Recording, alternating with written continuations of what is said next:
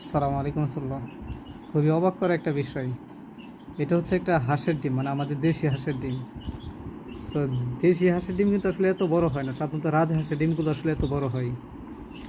তো যাই হোক, এই বড় ডিমটা ভাঙছে, যে এটা মানে খাবে আর কি, খাওয়ার উদ্দেশ্যে এটা ভাঙছে। তো ভাঙার পরে দেখা যায় এটার ভিতরে হুবহু এরকম আরেক ডিম। মানে অনেক আশ্চর্যের বিষয় আর কি, যে ভাঙার পরে দেখা গেলো এটার ভিতরে, মানে উপরে একটু পানি ছিল, তো পানির ভিতরে আবার এই ডিমটা, মানে ডিমের ভিতরে আরেক ডিম। এখন এটা একটু ভেঙে দেখা যাক যে এটার ভিতরে কি ডিম আছে কিনা, একটু ভাঙো।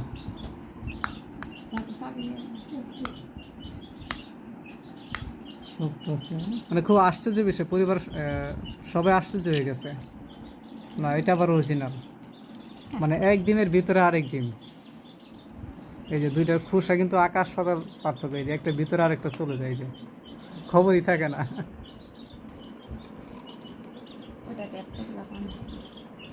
অবশ্যই পানি ছিল, মানে বড় ডিমের ভিতরে পানি ছিল, পানি ফালানোর পরে দেখা যাচ্ছে ভিতরে আরেক ডিম। তো আবার এই ভিতরের অবস্থাটা ভালো।